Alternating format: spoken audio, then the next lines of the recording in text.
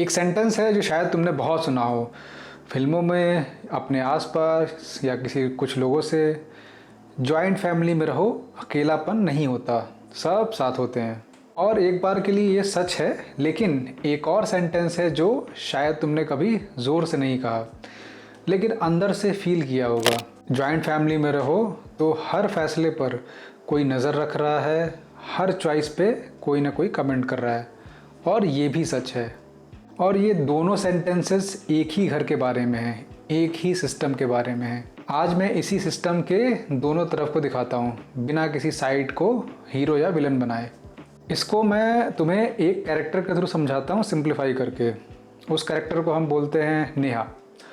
Neha joint family में पली बड़ी, बड़ा घर, दादा दादी, चाचा चाची सब साथ में। वो 22 साल की थी। एक रात उसकी माँ को अचानक से बहुत तेज़ बुखार आया। पापा आउट स्टेशन थे, नेहा अकेली घबरा रही थी और तभी बिना बुलाए दादी कमरे में आई, दवाई निकाली, ठंडे पानी की पट्टी रखी, रात भर बैठी रही। और नेहा ने समझा, उस रात उसे पता चला कि जॉइंट फैमिली का मतलब क्या है। वो एक सेफ्टी नेट है, रियल वाली। और फिर उसका एक और दूसरा पल, जिसमें वो तब 26 साल की थी। उसे एक जॉब ऑफ़र मिला था बेंगलोर में, उसके ही फील्ड में, और बहुत अच्छा जॉब था। उसने घर में बताया। खाने की मेज़ पर सारे बैठे हुए थे। बिना उससे पूछे एक कॉन्वर्सेशन स्टार्ट हो गया था। इतनी दूर क्यों जाना? यहाँ क्या कमी है? लड़कियों को अकेले नहीं रहना चाहिए। और सबसे हैवी था दादी की आंखें, जिनमें कुछ नहीं था, सिर्फ एक चुप्पी थी जो सब कह रही थी। नेहा ने वो जॉब तो नहीं ली। उसने ये कहा कि उस रात जो घर मुझे सेफ लगता था, वही घर एक दीवार लगने लगा था उसे। वो जॉब छोड़ने के बाद नेहा ने एक लोकल जॉब ज्वाइन की। काम तो ठीक था, लेकिन वो अपॉर्चुनिटी जो बेंगलोर में थी, वो हमेशा के लिए उसके हाथ से चली गई। लेकिन उन्हीं सालों में कुछ और भी हुआ। नेहा के एक करीबी दोस्त की एक्सीडेंट में मौत हो गई और नेहा टूट सी गई। और उस वक्त वही घर, वही दादी, वही चाचा चाची, सब एक साथ उसके साथ खड़े थे। नेहा ने कहा कि उस ग्रीफ में जो मुझे सबसे ज़्यादा बचाया वो घर ही था, वही घर जिसे मैं दीवार समझने लगी थी। ये कॉन्ट्रडिक्शन है और यही असली कॉम्प्लेक्सिटी है जॉइंट फैमिली की। एक ही सिस्टम, एक ही छत के नीचे तुम्हारे लिए सेफ्टी नेट भी है और कभी कभी वही तुम्हारी पॉसिबिलिटी को चुपचाप बंद भी कर देता है। नेहा की कहानी से बाहर आते हैं। जॉइंट फैमिली के रियल बेनिफिट्स, रिसर्च और रियल ऑब्जर्वेशन दोनों उसे सपोर्ट करते हैं। अकेलापन एक रियल हेल्थ प्रॉब्लम है, और जो लोग सच में कनेक्टेड फील करते हैं, उनकी मेंटल और फिजिकल हेल्थ बेहतर होती है। जॉइंट फैमिली में मॉडर्न अर्बन लाइफ का वो स्पेसिफिक अकेलापन जेन्युइनली कम होता है। बच्चों के लिए मल्टीपल एडल्ट्स का होना रियली बेनिफिशियल होता है, क्योंकि वो कई सारे एक्सपीरियंस के साथ बड़े होते हैं। दादा दादी की प्रेजेंस बच्चों में इमोशनल सिक्योरिटी बढ़ाती है। लेकिन इसमें हम मान के चल रहे हैं कि घर वाले जितने एडल्ट्स हैं उनकी इंटेलिजेंस है, नहीं तो इसका उल्टा ज़्यादा होता है। बड़े होने के नाम पर बच्चे को बर्बाद कर देते हैं ये लोग। इसी के साथ ही फाइनेंशियल बर्डन जो होता है वो भी शेयर्ड हो जाता है, और बड़ों की देखभाल जॉइंट फैमिली में अक्सर बेहतर होती है। नेहा के साथ भी यही था। वो दोनों रातें, माँ की बीमारी और दोस्त की मौत, उसे याद है, क्योंकि उन रातों में घर ने ही सच में काम किया, और ये सब वैलिड है। अब दूसरी साइड की बात करते हैं। प्राइवेसी जॉइंट फैमिली में लिमिटेड होती है। हर डिसीजन पर हर किसी की राय आती है। फैमिली सिस्टम्स साइकोलॉजी में एक कॉन्सेप्ट है। जब फैमिली बाउंड्रीज इतनी ब्लर हो जाती है कि इंडिविजुअल डिसीजन फैमिली डिसीजन बन जाती है।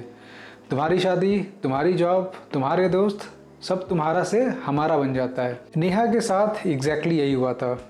बेंगलोर वाला जॉब ऑफ़र उसका था, लेकिन वो कॉन्वर्सेशन जो उस रात खाने की मेज पर हुई थी, उसमें नेहा की सबसे कम आवाज़ थी अपने खुद के फैसले में।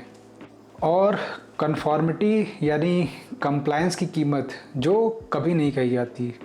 नेहा ने वो जॉब इसलिए नहीं छोड़ी क्योंकि किसी ने कहा मत जाओ, उसने इसलिए छोड़ी क्योंकि जाने की जो इमोशनल कीमत है उस रात बहुत ज़्यादा उसे लगी। उस रात चाहे कुछ भी हुआ हो, लेकिन एक अपॉर्चुनिटी थी जो चुपचाप चली गई। बहुत सालों बाद नेहा के एक जूनियर को वैसा ही ऑफ़र मिला उसी सिटी में। उसने नेहा से पूछा, दीदी क्या करूं? नेहा उस मोमेंट में वो पहली बार पूरी तरह रुकी। घर लौटकर उस रात उसने वो सवाल पूछा जो उसने कभी पहले डायरेक्टली नहीं पूछा था, क्या मैंने जॉइंट फैमिली को चूज़ किया था? और वही जवाब आया जो उसे नहीं आना था। जवाब था नहीं, उसने इसे चूज़ नहीं किया था। वो इसमें पैदा हुई थी, बड़ी हुई थी, और जब एक बार छोड़ने का मौका आया उस रात खाने की मेज पर, तो जाने की कीमत इतनी भारी लगी कि वो रुक गई। मैंने जॉइंट फैमिली को चूज़ नहीं किया था, मैंने सिर्फ उसे कभी छोड़ा ही नहीं था। ये फ़र्क कि चूजिंग और नॉट लिविंग बाहर एक जैसा दिखता है लेकिन अंदर से बहुत अलग है। क्योंकि अगर तुमने कुछ चूज़ किया है तो उस चॉइस में तुम्हारी आवाज़ थी, तुमने ऑप्शंस देखे थे, कॉस्ट समझा था और फिर डिसाइड किया था। लेकिन अगर तुमने सिर्फ नहीं छोड़ा तो वो चॉइस नहीं, वो एक डिफ़ॉल्ट था।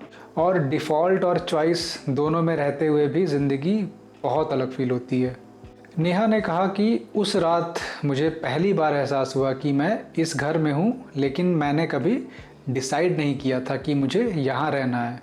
मैंने सिर्फ डिसाइड नहीं किया था कि जाना है। यहाँ एक इम्पॉर्टेंट बात, जॉइंट फैमिली ना परफेक्ट है ना इविल है। ये एक सिस्टम है जो स्पेसिफिक कंडीशंस में बहुत अच्छे से काम करता है और कुछ कंडीशंस में प्रॉब्लम्स क्रिएट करता है। जॉइंट फैमिली तब काम करती है जब हर इंडिविजुअल की ऑटोनॉमी को रेस्पेक्ट किया जाता है, प्राइवेसी दी जाती है, डिसीजंस में पार्टिसिपेट करने का मौका होता है, ना कि सिर्फ कंप्लाई करने का। और इसमें प्राइवेसी को दोबारा बोल रहा हूँ कि बहुत एक नेसेसिटी माना जाना चाहिए, ना कि लग्जरी। और साथ रहना एक चॉइस है, ना कि ऑब्लिगेशन। जॉइंट फैमिली प्रॉब्लमेटिक तब बनती है जब इंडिविजुअल की आइडेंटिटी पूरी तरह फैमिली आइडेंटिटी में मर्ज हो जाती है। हर पर्सनल डिसीजन ऑटोमेटिकली फैमिली का बिजनेस बन जाती है।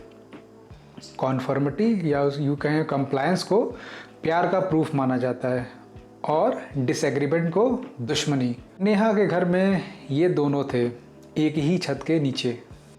नेहा ने उस जूनियर को अगले दिन जवाब दिया। उसने कहा, मैं तुम्हें बताऊंगी नहीं कि क्या करना है, लेकिन कुछ सवाल पूछो खुद से ऑनेस्टली। ये वही सवाल थे जो उसने खुद से बहुत देर बाद पूछे थे। पहला क्या था, चूज़ और नहीं छोड़ा में फ़र्क पहचानो। क्या तुम यहाँ रहना चाहते हो या तुमने सिर्फ जाने का ऑप्शन कभी सीरियसली नहीं लिया? ये सवाल किसी को गिल्ट देने के लिए नहीं है, ये सवाल इसलिए है कि जब तुम ये खुद जानते हो तो जो भी करते हो, जो भी डिसाइड करते हो, वो सिर्फ और सिर्फ तुम्हारा होता है। दूसरा, वैल्यू और आदत में फ़र्क पहचानो। स्पेसिफिकली पूछो, क्या है जॉइंट फैमिली में जो तुम्हारी ज़िंदगी बेहतर बनाता है और क्या है जो कॉस्ट कर रहा है। जब नेहा ने ऑनेस्टली ये लिस्ट बनाई, दोनों लिस्ट लंबी थी। पहली बार उसे पता चला वो अब तक सिर्फ एक लिस्ट देख रही थी। तीसरा, साथ रहना और हर बात में इन्वॉल्व होना, ये एक चीज़ नहीं है। एक हेल्दी जॉइंट फैमिली में लोग फिज़िकली साथ होते हैं, लेकिन हर इंडिविजुअल की कुछ सही जगह होती है जो सिर्फ उसकी है।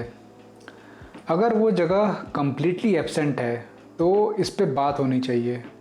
और ये वीडियो किसी को कोई एक डायरेक्शन में नहीं ले जा रहा, ये किसी को जॉइंट फैमिली छोड़ने के लिए नहीं कह रहा और किसी को रहने के लिए भी नहीं कह रहा। ये सिर्फ वो सवाल पूछ रहा है जो कभी पूछा नहीं गया। नेहा ने कहा, मुझे आज भी नहीं पता कि मैंने उस रात सही किया या गलत। शायद बेंगलोर जाना सही था, शायद नहीं भी। लेकिन एक चीज़ मुझे पता है, उस फैसले में मेरी आवाज़ सबसे कम थी और ये मुझे अब भी खटकता है। जॉइंट फैमिली एक मिथ नहीं है, इसके कुछ फ़ायदे हैं और जॉइंट फैमिली एक पैराडाइज भी नहीं है, इसकी लिमिटेशंस भी रियल हैं। सच बात यह है कि चाहे कोई भी सिस्टम कितना अच्छा क्यों ना हो, तुम्हारी जगह नहीं ले सकता, और कोई भी सिस्टम चाहे जितना इम्परफेक्ट हो वो पूरी तरह डिस्मिस नहीं किया जा सकता। जो ऑनेस्टली नहीं पूछा जाता वो सवाल ये है कि क्या मैं इस सिस्टम में हूँ या ये सिस्टम मुझ में है, और इससे भी ज़्यादा ज़रूरी, क्या मैंने चूज़ किया था या मैंने सिर्फ इस बारे में कभी सोचा ही नहीं और ये कंडीशनिंग की वजह से था। और जब तुम्हें लगे कि चूज़ करने का सवाल ही नहीं उठता, तभी समझना कि शायद उठाने का वक्त आ गया है।